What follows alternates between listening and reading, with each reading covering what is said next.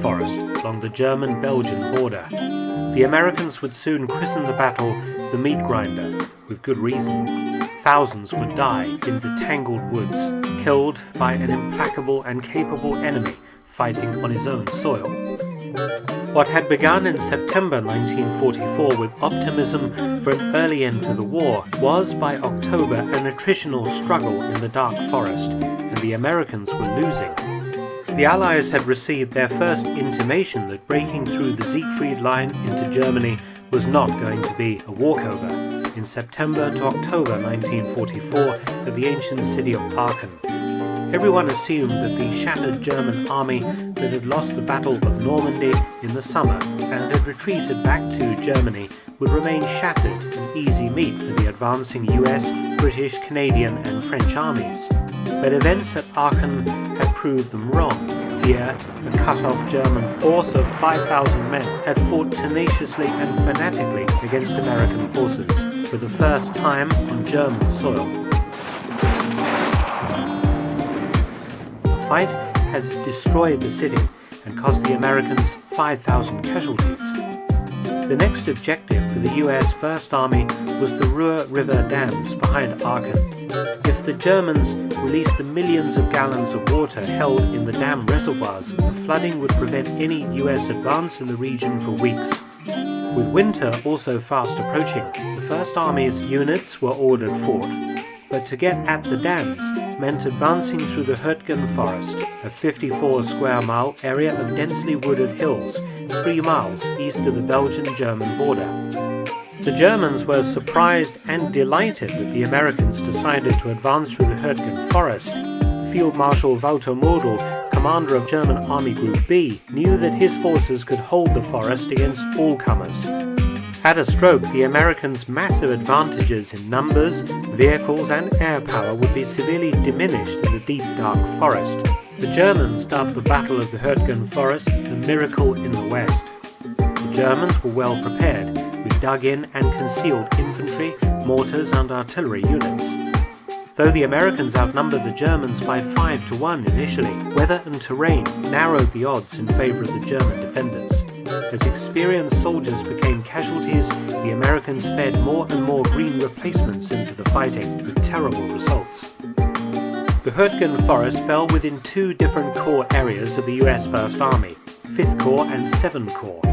14 US divisions would be involved in the fighting at different times. Initially, the forest was defended by 2 German infantry divisions, under strength at 5,000 men with 1,000 in reserve. The German commander, Generalleutnant Hans Schmidt, was progressively reinforced as the battle developed. In mid-September 1944, as fighting at Aachen continued, US divisions probed the edge of the forest. The initial attacks were pushed back. Some villages were captured, but US forces couldn't drive into the forest proper as German defences were simply too strong. On the 5th of October, the US 39th and 60th Infantry Regiments, the 9th Infantry Division, attacked towards the town of Schmidt. They cut the Monschau to Düren road but suffered heavy casualties. The 60th 2nd Battalion lost 2/3 of its men in one day. The 39th was also halted under enfilade fire and tree-burst artillery strikes. By the 16th of October, the Americans had advanced only 3,000 yards into the forest, but lost 4,500 men. The 9th Infantry Division was relieved by the 28th on the 16th of October, and the advance continued. They attacked on the 2nd of November. The 28th Division's 109th Infantry Regiment, trying to capture the woods north of Germeter, ended up pinned down in a minefield 300 yards beyond their start line. They eventually managed to advance 1 mile in 2 bloody days.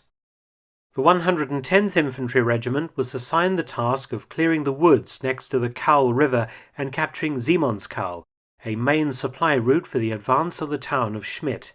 They also endured heavy casualties. The 112th Infantry, attacking from Germeter, captured Vossenack and a nearby ridge, but was then halted. On the 3rd of November, a battalion of the 112th captured Schmidt, cutting the German supply route to Monschau. The next day, the Germans counterattacked, led by tanks of the 116th Panzer Division, and recaptured Schmidt.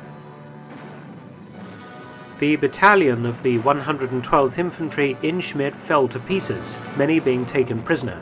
In order to try and turn the tide, the 707th Tank Battalion moved forward a company of 8 M4 Shermans across the Cowell Trail to support the 112th Infantry.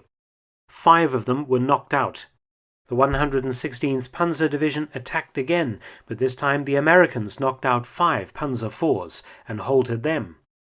Vossenack was also counterattacked by the Germans, and they recaptured part of the town.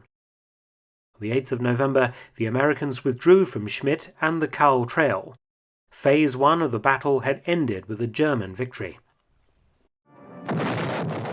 Phase 2, codenamed Operation Queen, launched an Allied thrust to the Ruhr River.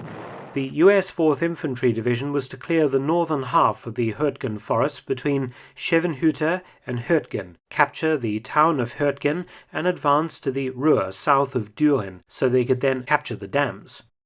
Hürtgen was strongly held by 6,500 Germans and 150 artillery guns. On the 16th of November, Operation Queen launched.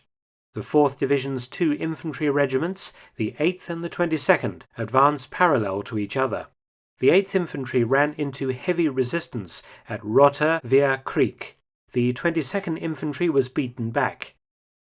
3 days of fighting cost the 2 regiments 300 casualties. Engineers started blasting trails to get tanks into the forest. German reinforcements also arrived.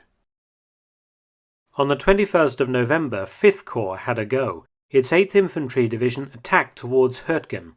The 121st Infantry Regiment made daily advances of less than 600 yards under heavy German fire. They took the town of Hürtgen on the 29th of November and battled 1 mile north to Kleinau. At Wangenwehr-Merode, 2 US companies took the village on the forest's northeastern edge, but the Germans threw them out. The 1st Infantry Division lost 300 plus killed. On the 14th of November, the 2nd Ranger Battalion relieved the 112th Infantry.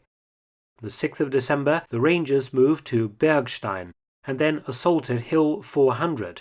The hill, so named because it was 400 meters or 1,315 feet high, was located a kilometer east of the village of Bergstein. It formed part of the Siegfried Line defences and had a watchtower atop it. The fighting was extremely fierce, but the Rangers took its bunkers at heavy cost against dug-in Germans.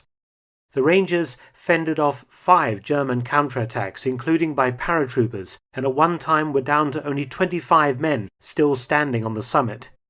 On the last day of the battle, the Germans retook Hill 400 and would hold it until February 1945. The Battle of the Hürtgen Forest ended with a decisive German victory. The Americans suffered 33,000 battle casualties, plus another 9,000 non-combat losses. German casualties were around 28,000, including prisoners of war. As the Hürtgen slaughter settled into stalemate, the Germans prepared to unleash a great offensive in the west through another great forest, the Ardennes. Thanks for watching. Please subscribe and share and help support my channel at PayPal and Patreon. Details in the description box below.